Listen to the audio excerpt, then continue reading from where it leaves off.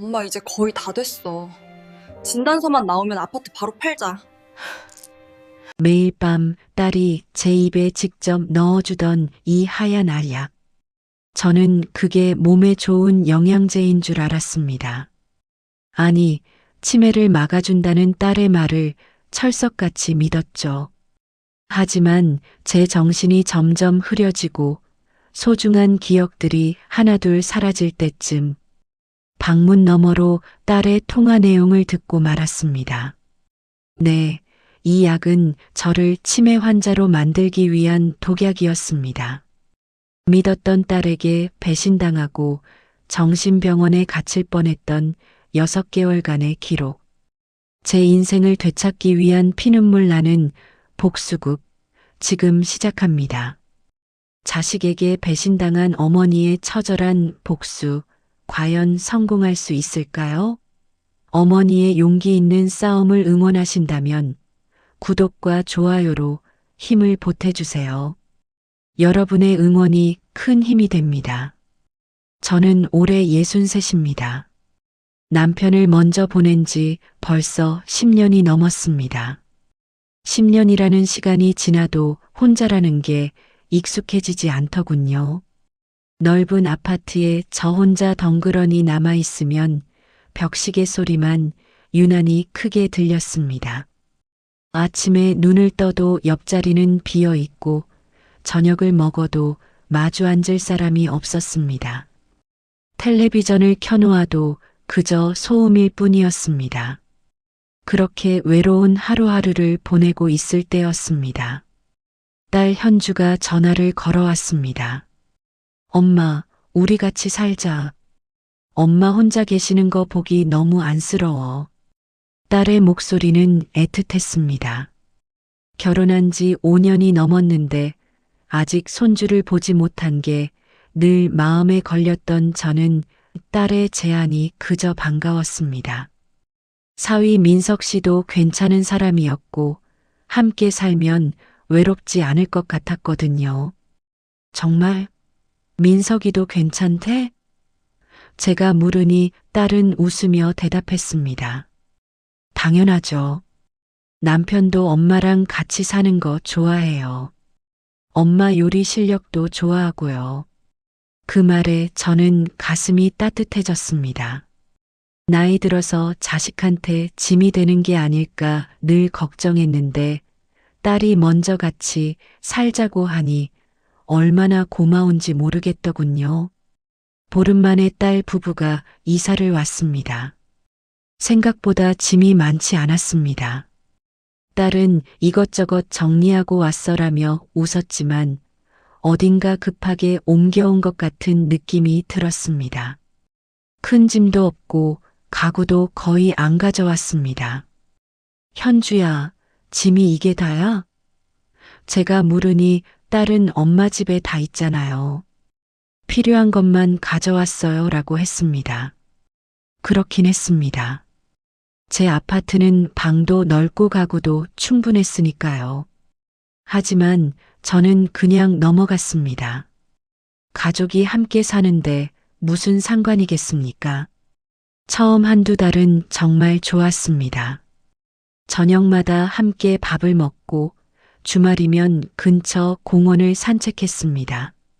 사위는 조용한 편이었지만 무례하지는 않았고 딸은 제 말동무가 되어주었습니다. 퇴근하고 오면 엄마 오늘 뭐 하셨어요?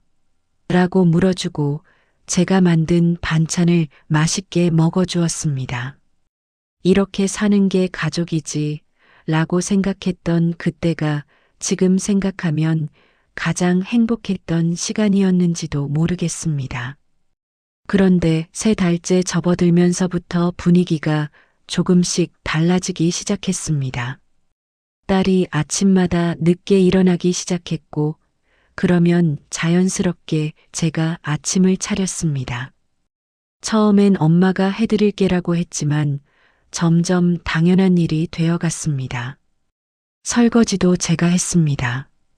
빨래도 청소도 어느새 제 몫이 되어 있었습니다. 엄마, 오늘 저녁은 뭐 해주실 거예요? 라고 묻는 딸의 말투도 달라졌습니다. 부탁이 아니라 당연한 요구처럼 들렸습니다. 저는 그래, 엄마니까 해야지 라고 스스로를 다독였습니다. 딸도 직장 생활하느라 힘들겠지, 사위도 일하고 오면 피곤하겠지, 그렇게 생각했습니다. 제가 집에 있으니까 제가 하는 게 맞다고 여겼습니다. 하지만 어느새 저는 가족이 아니라 가정부가 된 것 같은 기분이 들기 시작했습니다. 그러던 어느 저녁이었습니다. 제가 감기 기운이 있어서 소파에 누워 있었는데 딸과 사위가 퇴근해서 들어왔습니다. 저녁상이 차려지지 않은 걸 보더니 딸이 한숨을 쉬었습니다. 엄마, 저희 일하고 들어왔는데 밥도 없어요? 저는 몸이 안 좋다고 말했습니다. 하지만 딸은 냉장고 문을 열었다 닫으며 중얼거렸습니다. 집에 있으면서 뭐 하신 거예요? 그 말이 가슴에 박혔습니다. 하지만 저는 참았습니다. 딸도 배고프고 피곤해서 그런 거겠지 싶었습니다. 그날 밤 저는 몸을 일으켜 부엌으로 갔습니다. 남은 재료로 국을 끓이고 밥을 했습니다. 감기약을 먹고서도 설거지를 마저 했습니다. 하지만 딸도 사위도 고맙다는 말 한마디 하지 않았습니다. 그저 밥을 먹고 방으로 들어가 버렸습니다. 그때부터였을까요? 제가 점점 작아지기 시작한 건. 넉 달째 되던 어느 날 딸이 갑자기 말했습니다. 엄마, 요즘 깜빡깜빡 하시는 것 같지 않아요? 저는 고개를 갸웃했습니다. 무슨 소리야? 나 멀쩡한데. 딸은 스마트폰을 꺼내 들며 뭔가를 보여주었습니다. 어제 엄마가 같은 말 3번 하셨어요. 그리고 며칠 전엔 수도꼭지 잠그는 걸 까먹으셨잖아요. 저는 기억이 나지 않았습니다. 정말 제가 그랬을까요? 나이가 들면 그럴 수도 있지 않을까요? 하지만 딸은 심각한 표정으로 말을 이었습니다. 엄마, 요즘 자주 멍하니 계실 때도 많고요.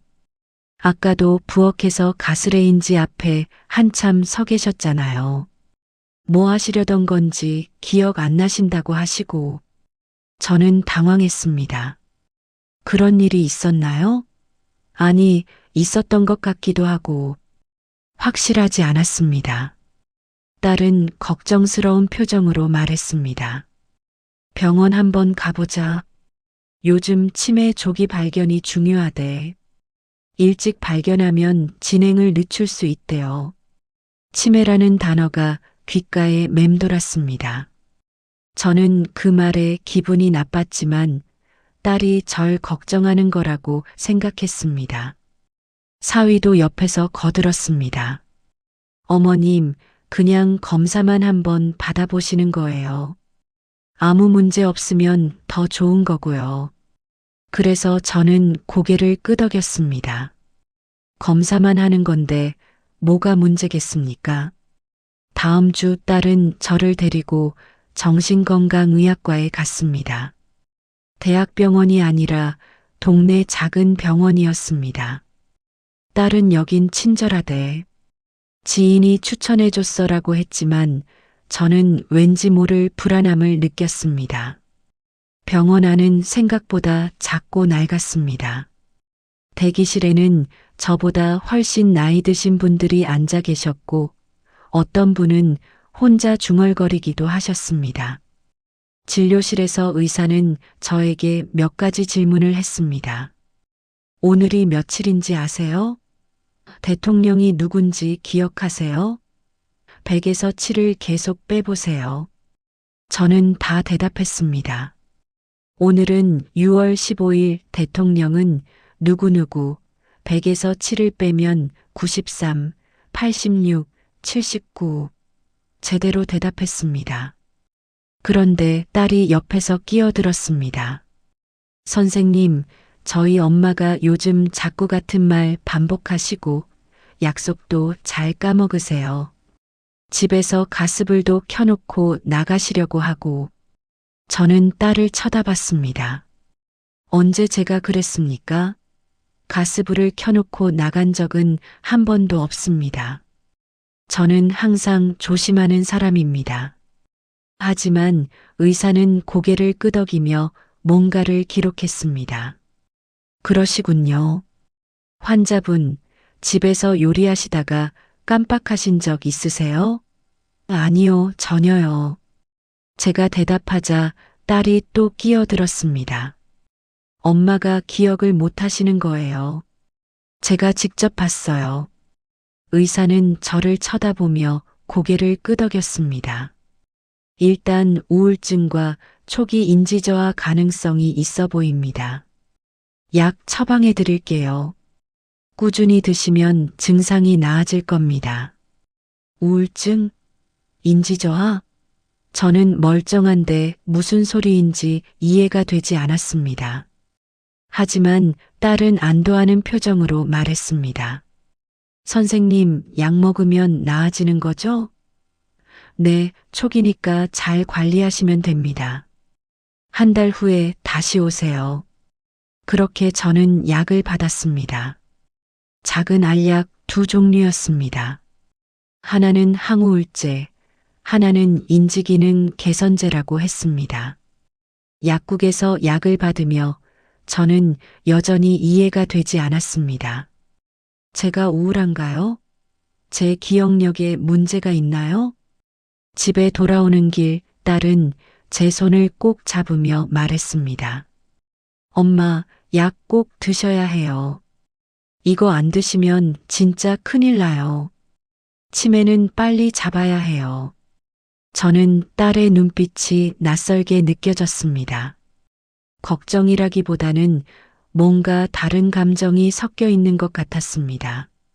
하지만 저는 고개를 끄덕였습니다. 딸이 저를 걱정하는 거라고 그렇게 믿고 싶었습니다. 차 안에서 딸과 사위가 나눈 대화가 들렸습니다.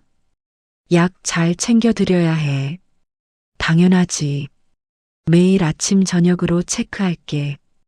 왜 그렇게까지 해야 하는지 이해가 되지 않았지만 저는 아무 말도 하지 않았습니다. 창밖을 바라보며 저는 생각했습니다. 제가 정말 아픈 걸까요? 그날 밤부터 약을 먹기 시작했습니다. 딸이 직접 물과 함께 가져다 주었습니다. 엄마, 약 드세요.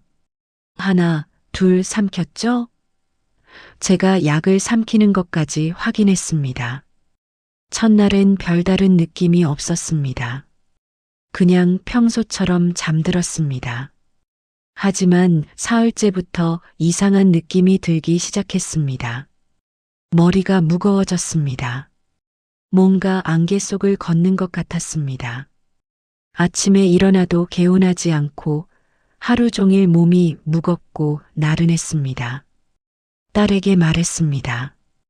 현주야, 약 먹고 나서 머리가 무거워. 하지만 딸은 그게 정상이에요. 약이 작용하는 거예요. 조금 지나면 괜찮아질 거예요 라고 했습니다. 일주일 후엔 시간 감각이 흐릿해졌습니다. 오전인지 오후인지 헷갈렸고 어제 일인지 그제 일인지 구분이 안 됐습니다. 텔레비전을 보다가도 내가 뭘 보고 있는지 잊어버렸습니다. 부엌에 가서도 뭘 하러 왔는지 기억이 안 났습니다. 딸은 매일 아침 저녁으로 약을 챙겨주었습니다.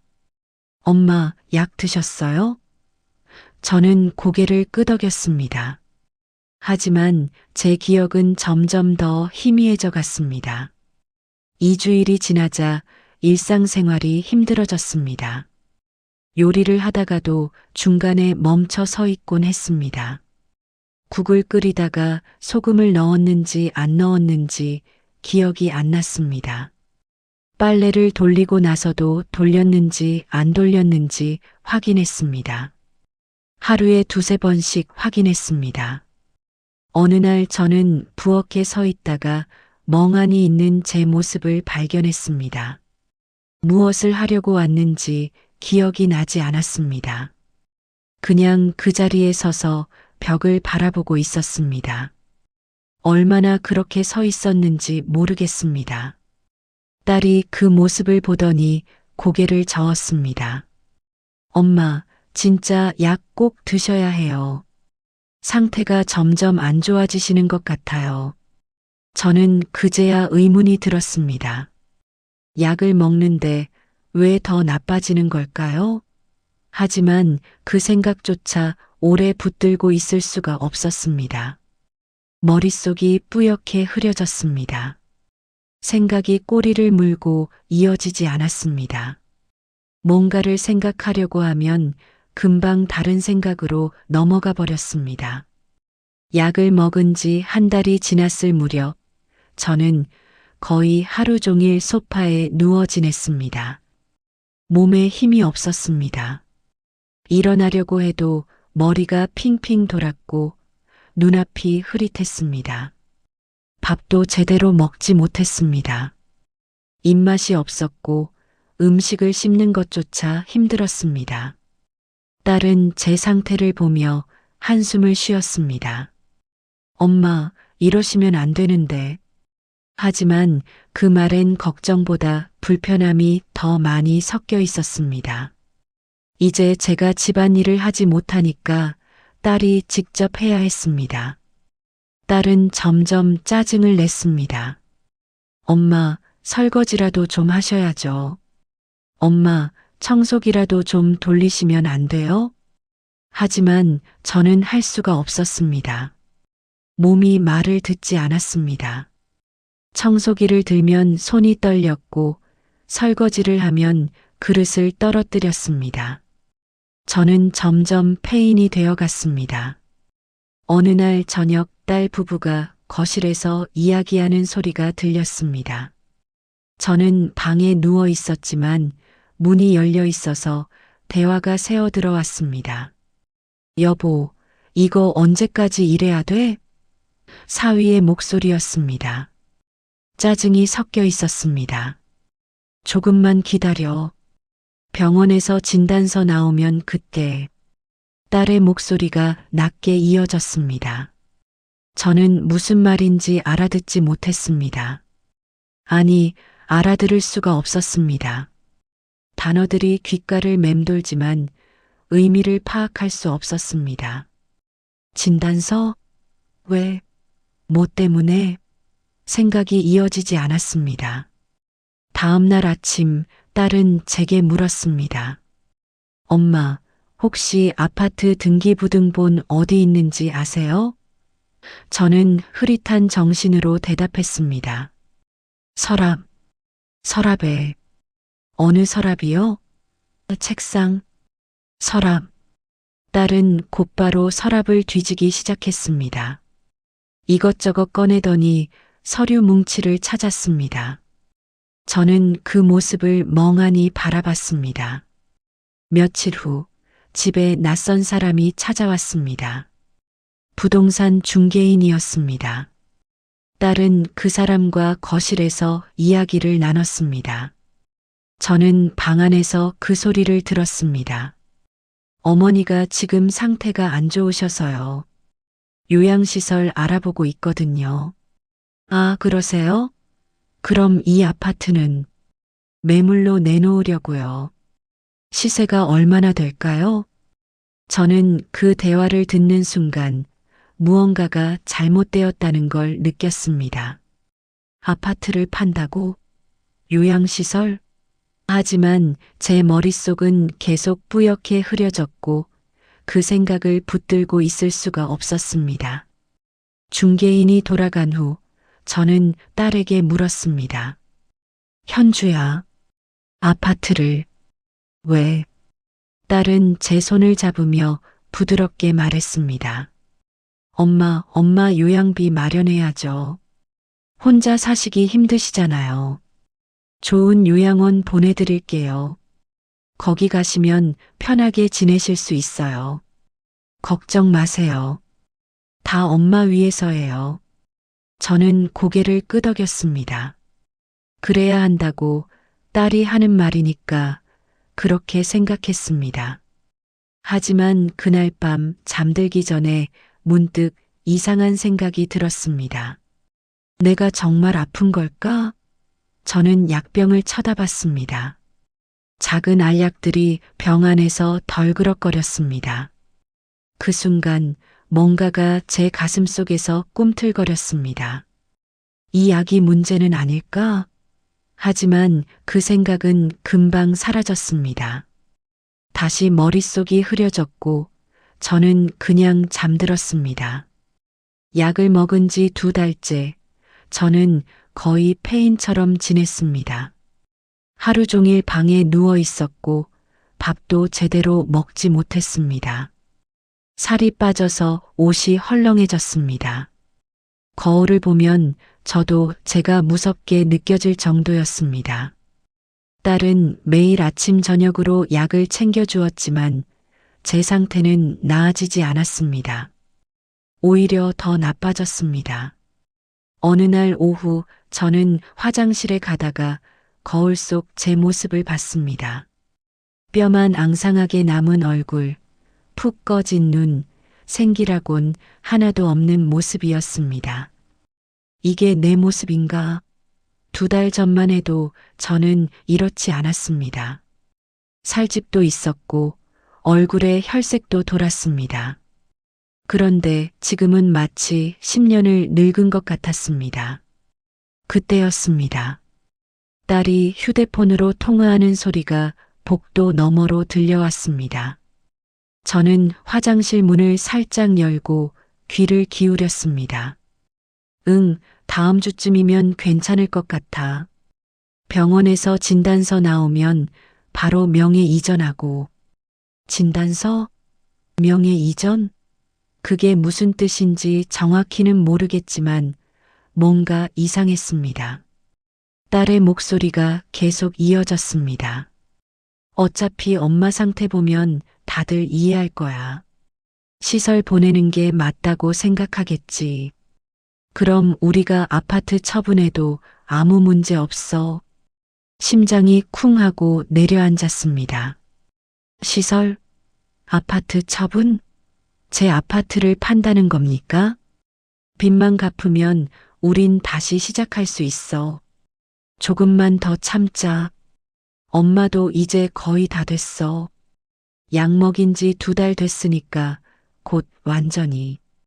딸의 목소리가 점점 작아졌습니다. 저는 벽에 기댄 채 그 자리에 서 있었습니다. 빚? 약 먹인 지?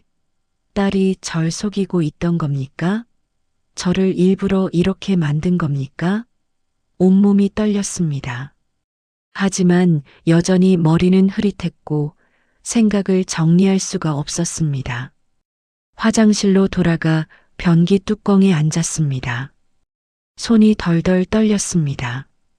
그날 밤 딸이 다시 약을 가져왔습니다. 엄마, 약 드세요. 저는 약을 쳐다봤습니다. 이 작은 알약이 절 이렇게 만든 겁니까? 딸이 일부러 먹인 겁니까? 하지만 확신할 수 없었습니다. 딸이 제 딸인데 그럴 리가 없다고 생각했습니다. 저는 약을 입에 넣었지만 삼키지 않았습니다. 물을 마시는 척하며 약을 혀 밑에 숨겼습니다. 딸이 방문을 닫고 나가자 저는 조용히 약을 뱉어냈습니다. 작은 알약이 손바닥에 놓였습니다. 하얀 알약과 노란 알약, 둘 다 침으로 축축했습니다. 이게 맞는 걸까? 제가 너무 의심하는 걸까?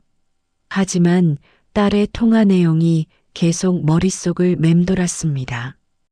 저는 떨리는 손으로 약을 휴지에 싸서 침대 밑에 숨겼습니다. 다음 날 아침 딸이 다시 약을 가져왔습니다. 엄마, 약 드세요. 어제 드셨죠? 응, 먹었어. 저는 연기를 했습니다. 약을 입에 넣고 물을 마신 척 했습니다. 딸이 나가고 나서 약을 뱉어냈습니다. 이틀째도 마찬가지였습니다. 사흘째, 나흘째 계속 약을 먹는 척만 했습니다. 일주일이 지나자 조금씩 정신이 맑아지기 시작했습니다. 머릿속 안개가 서서히 걷히는 느낌이었습니다. 시간 감각도 돌아왔고 기억도 조금씩 선명해졌습니다. 오전과 오후를 구분할 수 있게 됐고 어제 일과 오늘 일을 기억할 수 있었습니다. 2주일이 지나자 거의 예전 상태로 돌아왔습니다. 머리가 맑아졌고 생각도 정리됐습니다. 그제야 저는 깨달았습니다. 내가 아픈 게 아니었어. 약 때문이었어. 딸이 나를 일부러 이렇게 만든 거야. 분노가 치밀어 올랐습니다. 하지만 저는 참았습니다. 아직 확실하지 않았으니까요. 증거가 필요했습니다. 저는 몰래 휴대폰을 켜서 인터넷을 검색했습니다. 제가 먹던 약의 이름을 쳐봤습니다. 검색 결과가 나왔습니다. 부작용 항목에는 이렇게 적혀 있었습니다. 과다 복용 시 인지기능 저하, 무기력, 기억장애, 집중력 감퇴. 손이 떨렸습니다. 정말이었습니다. 딸이 절 아프게 만들고 있었던 겁니다. 일부러, 계획적으로. 왜 제 딸이 이런 짓을 하는 겁니까? 아파트 때문입니까? 빚 때문입니까? 저는 침대에 앉아 눈물을 흘렸습니다. 하지만 소리는 내지 않았습니다. 딸이 들으면 안 됐습니다. 보이지 않는 전쟁. 저는 계속 약을 먹는 척 했습니다. 딸 앞에서는 여전히 멍한 표정을 지었고 말도 어눌하게 했습니다. 현주야, 오늘 며칠이야? 밤 먹었어. 아니, 안 먹었나? 일부러 헷갈리는 척 했습니다. 딸은 제 모습을 보며 만족스러운 표정을 지었습니다. 하지만 밤이 되면 저는 모든 걸 기록했습니다. 옷장 속에 숨겨둔 낡은 수첩에 날짜와 상황을 적어 내려갔습니다. 6월 3일 딸이 부동산 중개인과 통화, 아파트 시세 8억. 6월 5일 사위가 은행 서류 가져옴, 내 도장 찍으라고 함. 6월 8일 딸이 요양원 팸플릿 가져옴. 6월 10일 약 먹는 척 시작, 하루 2알. 6월 17일 정신 많이 맑아짐, 딸은 모르는 척. 저는 모든 걸 지켜봤습니다. 분노를 사귀며 침착하게. 딸과 사위의 대화를 엿들을 때마다 가슴이 찢어지는 것 같았지만 참았습니다. 언젠가 이 기록이 필요할 거라는 걸 알았습니다. 어느 날 저녁 딸과 사위가 거실에서 대화하는 걸 녹음했습니다. 휴대폰을 방문 틈에 살짝 내놓고 녹음 버튼을 눌렀습니다. 다음 주에 법무사 오기로 했어. 그때 서류 다 처리하면 돼. 사위의 목소리가 들렸습니다. 어머님은 괜찮으시겠어? 서명하실 수 있으시려나? 엄마 상태 보면 알잖아. 제대로 인지도 못하시는데. 그냥 손잡고 도장 찍으면 돼. 제 딸의 목소리였습니다. 차갑고 계산적인 목소리였습니다. 제가 알던 그 따뜻한 딸이 아니었습니다. 녹음 파일을 저장하며 저는 이를 악물었습니다. 며칠 후 집에 낯선 남자가 찾아왔습니다. 법무사라고 했습니다.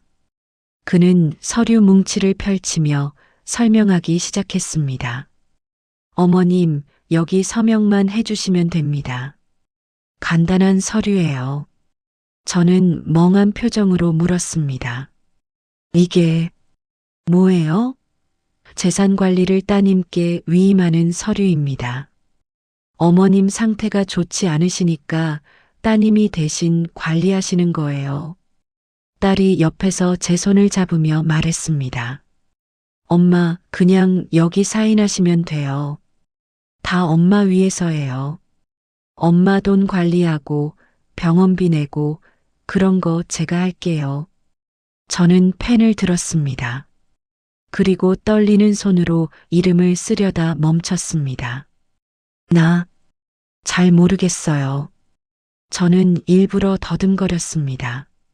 이거 뭔지 무서워요. 딸의 얼굴이 굳었습니다. 엄마, 무서울 거 없어요. 그냥 이름만 쓰시면 돼요. 하지만 저는 계속 고개를 저었습니다. 싫어요. 무서워요.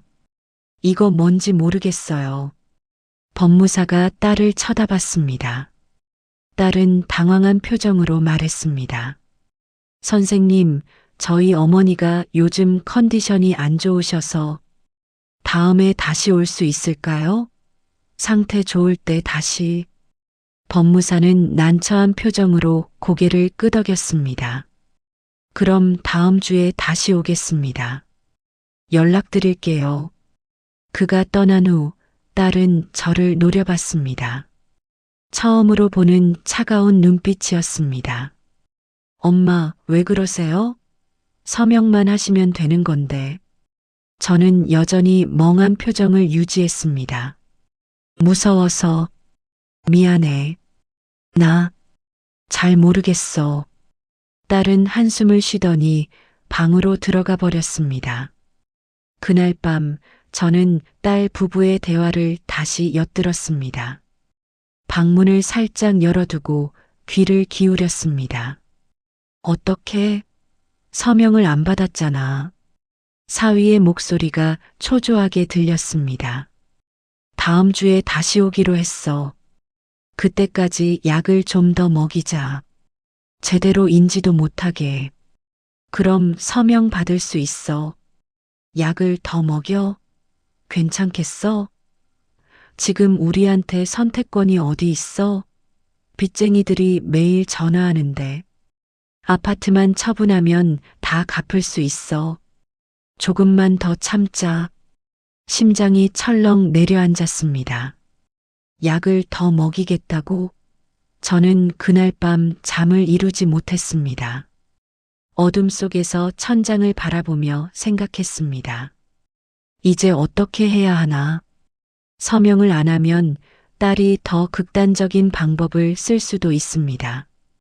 다음 날부터 딸은 약을 더 꼼꼼하게 챙기기 시작했습니다. 제가 약을 삼키는 것까지 입안을 확인했습니다. 엄마, 입 벌려보세요. 제대로 삼키셨어요? 저는 더 교묘하게 연기해야 했습니다.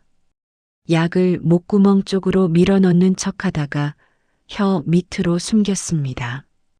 딸이 나가고 나서야 뱉어냈습니다.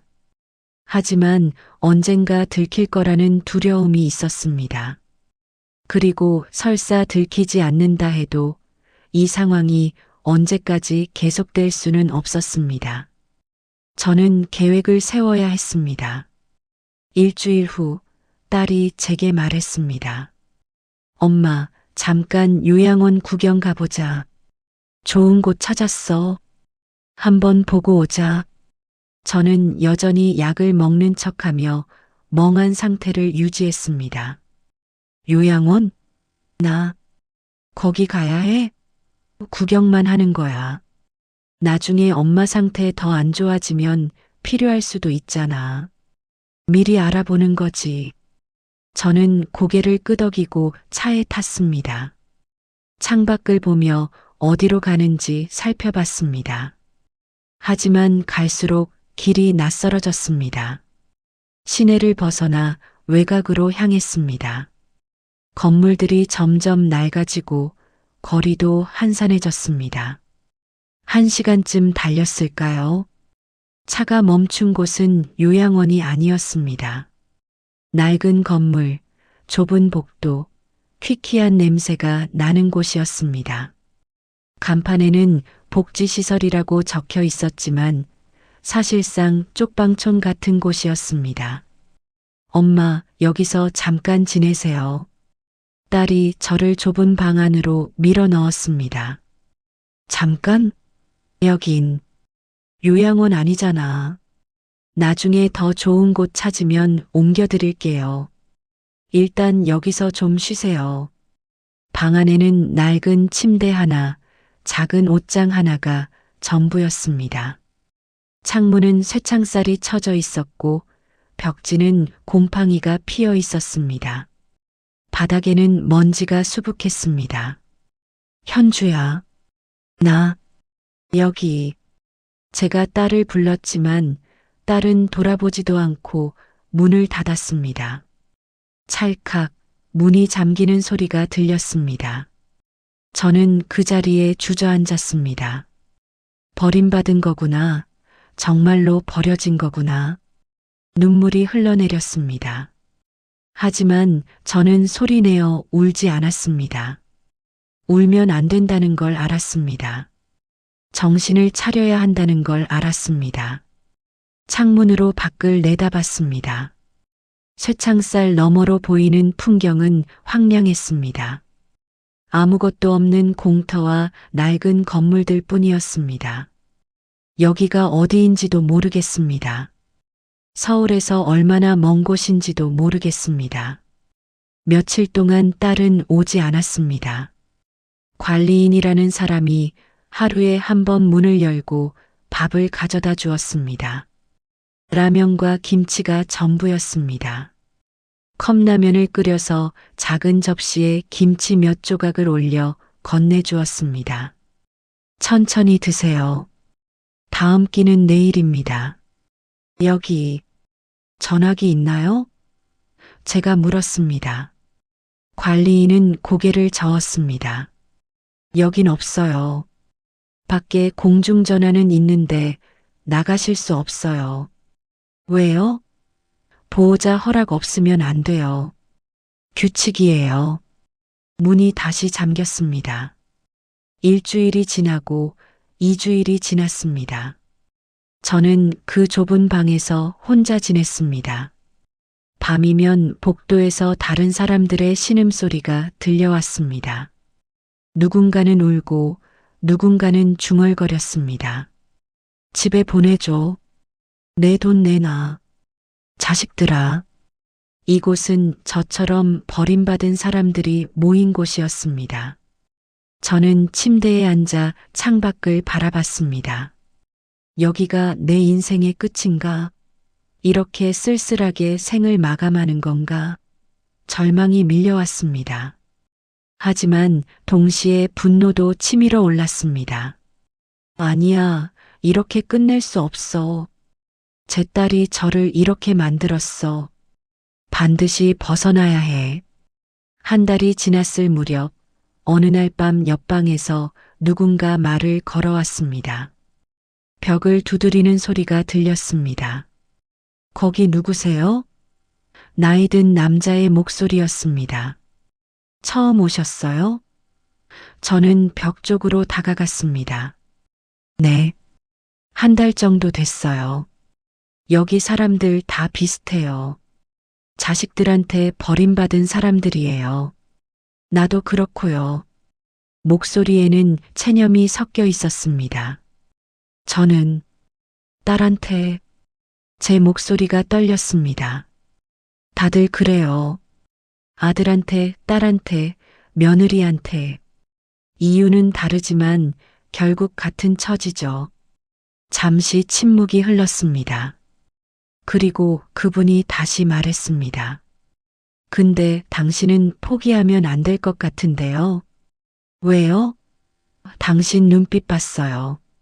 복도에서 아직 살아있더라고요. 다른 사람들은 이미 죽은 눈이에요. 근데 당신은 달라요. 저는 가슴이 뜨거워졌습니다. 저도 잘 모르겠어요. 어떻게 해야 할지. 일단 포기하지 마세요. 나 원래 변호사였어요. 지금은 이 꼴이지만요. 필요하면 도와드릴게요. 정말요? 우리 같은 처지끼리 도와야죠. 이름이 뭐예요? 박영희예요. 나는 박진수예요. 성이 같네요. 그날부터 저는 벽 너머 박 변호사님과 이야기를 나눴습니다. 주로 밤에 관리인이 순찰을 끝내고 난 후에요. 저는 제 상황을 설명했습니다. 약 이야기, 딸의 음모, 아파트 이야기, 녹음 파일, 수척 기록까지요. 박 변호사는 조용히 들으시더니 물으셨습니다. 증거가 있어요? 녹음 파일이랑 수첩에 기록한 게 있어요. 근데 그것들은 집에 있어요. 여기 올 때 가져오지 못했어요. 휴대폰은요? 딸이 가져갔어요. 잠시 생각하시더니 박 변호사가 말했습니다. 그거면 싸울 수 있어요. 정말요? 당신 아직 법적으로 무능력자가 아니에요. 병원 진단서도 제대로 받지 않았고 법원 판결도 없어요. 딸이 함부로 재산 처분 못해요. 서명을 안 하셨다며? 네, 안 했어요. 잘하셨어요. 이제 반격할 때예요. 박 변호사의 도움으로 저는 조용히 준비했습니다. 박 변호사는 벽 너머로 제게 법적 절차를 알려주셨습니다. 일단 법률구조공단에 연락해야 해요. 여기서 나가는 게 먼저예요. 그리고 재산 보전 신청을 해야 해요. 어떻게요? 전화도 못 하는데요. 내일 관리인한테 화장실 가고 싶다고 해요. 복도 끝에 화장실 있는데 그 옆에 관리실이 있어요. 거기 전화기 있어요. 관리인이 딴 데 가 있을 때 재빨리 전화하세요. 번호는요? 112에 전화하세요. 불법 감금이에요. 당신 의사에 반해서 여기 가둔 거예요. 저는 박 변호사의 말씀을 곱씹었습니다. 불법 감금 맞습니다. 저는 여기 오고 싶지 않았습니다. 다음 날 저는 용기를 냈습니다. 관리인에게 화장실에 가고 싶다고 했습니다. 관리인이 문을 열어줬습니다. 빨리 다녀오세요. 저는 복도를 천천히 걸었습니다. 화장실로 가는 척 하다가 관리인이 다른 방으로 들어가는 걸 확인했습니다. 재빨리 관리실로 갔습니다. 문이 열려 있었습니다. 안에는 아무도 없었습니다. 책상 위에 전화기가 있었습니다. 손이 떨렸습니다. 112를 눌렀습니다. 112입니다. 무슨 일이십니까? 조용하지만 또렷하게 말했습니다. 도와주세요. 복지시설에 감금돼 있어요. 여기 주소는 관리실 벽에 붙어 있는 서류에서 찾았습니다. 전화를 끊으려는데 관리인이 들어왔습니다. 뭐 하는 거예요? 관리인이 소리쳤습니다. 전화 했어요. 경찰한테. 관리인의 얼굴이 하얗게 질렸습니다. 어떻게? 이거. 그는 황급히 어디론가 전화를 걸었습니다. 1시간 후 경찰이 왔습니다. 2명의 경찰관이 시설을 조사했습니다. 저는 제 상황을 설명했습니다. 제 딸이 저를 여기 감금했어요. 제 의사에 반해서요. 집으로 돌아가고 싶어요. 경찰은 딸에게 전화를 걸었습니다. 딸은 황급히 달려왔습니다. 엄마, 무슨 짓 하신 거예요? 딸의 얼굴은 창백했습니다. 경찰이 물었습니다. 어머님을 여기 모신 이유가 뭡니까? 엄마 상태가 안 좋아서요. 치매가 있으셔서. 진단서 있습니까? 그게. 법원 판결은요? 아직. 경찰이 저를 쳐다봤습니다. 어머님, 여기 계시고 싶으세요? 아니요. 집에 가고 싶어요. 저는 경찰과 함께 시설을 나왔습니다. 딸이 쫓아왔습니다. 엄마, 어디 가시려고요? 집에 간다. 제 목소리는 차갑고 단호했습니다. 딸은 당황한 표정으로 저를 쳐다봤습니다. 엄마가? 경찰서에서 저는 상황을 상세히 설명했습니다. 약 이야기, 딸의 음모, 아파트 처분 시도까지요. 경찰은 저를 법률구조공단으로 안내해 줬습니다. 법률구조공단에서 담당 변호사를 만났습니다. 저는 제 이야기를 들려줬습니다. 집에 있는 녹음 파일과 수첩 기록에 대해서도 말했습니다. 담당 변호사는 제 이야기를 듣더니 고개를 끄덕였습니다. 충분히 싸워볼 만합니다. 먼저 재산 보전 신청부터 하겠습니다. 그리고 불법 감금과 사기 혐의로 고소할 수 있습니다. 집에 가서 증거물을 확보해야 합니다. 얼마나 걸릴까요? 재산 보전은 빠르면 일주일입니다.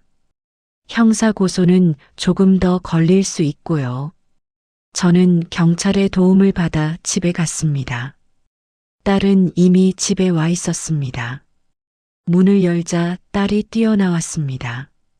엄마, 경찰까지 부르실 거 없잖아요. 다 엄마 위해서 한 건데. 저는 딸을 지나쳐 제 방으로 갔습니다. 옷장 속에 숨겨둔 수첩을 꺼냈습니다. 휴대폰도 찾았습니다. 딸 방 서랍에 있었습니다. 녹음 파일을 확인했습니다. 다행히 그대로 있었습니다. 모든 증거를 확보하고 거실로 나왔습니다. 딸이 소파에 앉아 울고 있었습니다. 사위도 옆에 있었습니다. 저는 그들을 쳐다봤습니다. 다음 주에 소송 들어가. 내가 한 일 다 밝혀질 거야. 제 목소리는 떨리지 않았습니다. 딸은 무릎을 꿇었습니다. 엄마, 미안해요. 제발 용서해 주세요. 우리 빚이 너무 많아서 어쩔 수 없었어요. 그게 날 버리고 재산 빼앗을 이유가 돼? 저는 차갑게 말했습니다. 사위가 고개를 숙였습니다. 죄송합니다. 다 제 잘못입니다. 너희 둘 다 잘못했어. 나한테 말했으면 됐어. 도와줄 수도 있었어.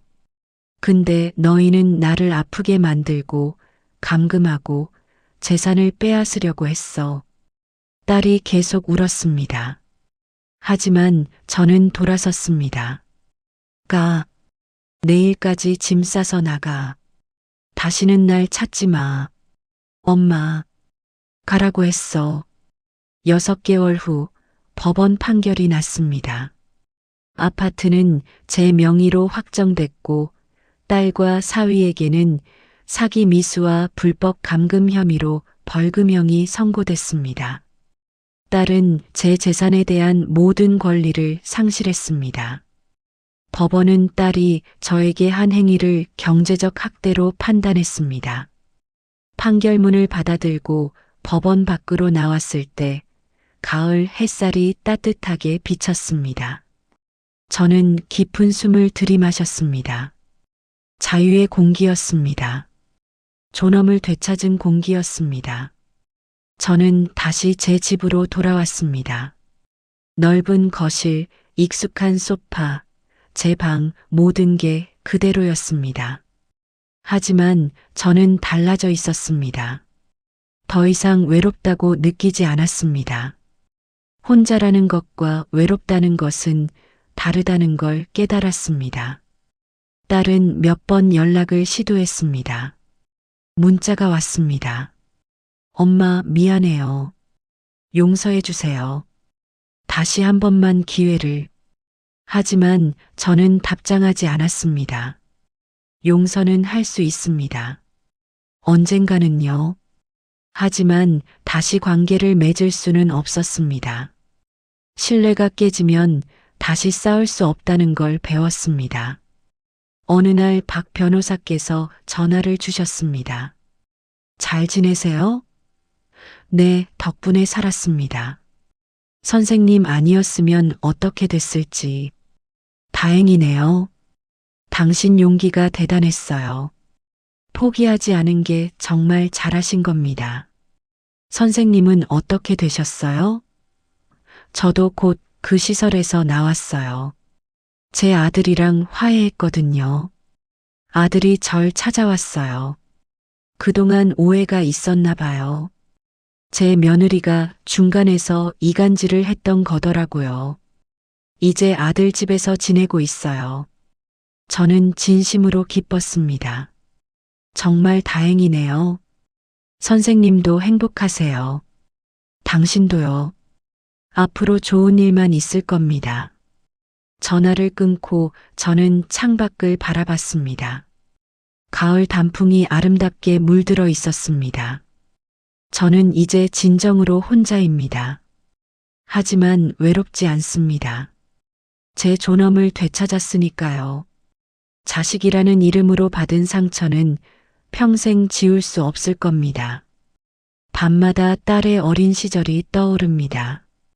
제 손을 잡고 엄마 사랑해라고 말하던 그 아이가 어떻게 이렇게 변했을까요? 돈이 사람을 이렇게 바꿀 수 있다는 게 슬픕니다. 하지만 저는 더 이상 누군가에게 이용당하지 않을 겁니다. 제 인생은 제가 지키겠습니다. 남은 시간이 얼마나 될지 모르지만 그 시간만큼은 제 의지대로 살겠습니다. 누구에게도 휘둘리지 않고 제 존엄을 지키며 살겠습니다. 요즘은 봉사활동을 시작했습니다.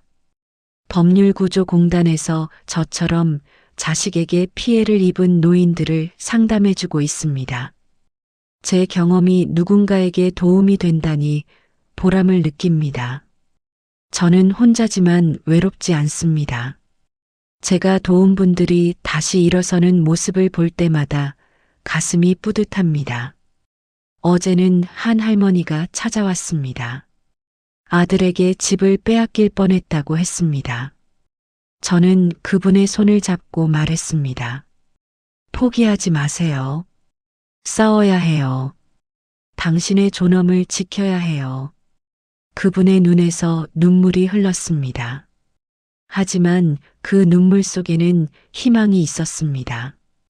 저는 이제 압니다. 나이가 들었다고 해서, 자식이 있다고 해서 무조건 참고 살 필요는 없다는 것을요. 우리에게도 존엄이 있습니다. 우리에게도 권리가 있습니다. 그걸 지키기 위해 싸워야 할 때가 있습니다. 오늘도 창밖을 바라봅니다. 햇살이 따뜻합니다. 저는 혼자지만 행복합니다. 제 인생을 되찾았으니까요. 당신은 자식을 위해 어디까지 참을 수 있습니까? 하지만 기억하세요. 참는 것과 존엄을 포기하는 것은 다릅니다. 당신의 인생은 당신이 지켜야 합니다. 오늘 사연 어떻게 들으셨나요? 결국 딸과 인연을 끊고 혼자 사는 길을 택한 어머니. 천륜인데 그래도 용서해야 한다는 의견과 아니다. 저런 자식은 남보다 못하다는 의견이 갈릴 것 같은데요. 여러분이라면 딸을 용서하실 건가요?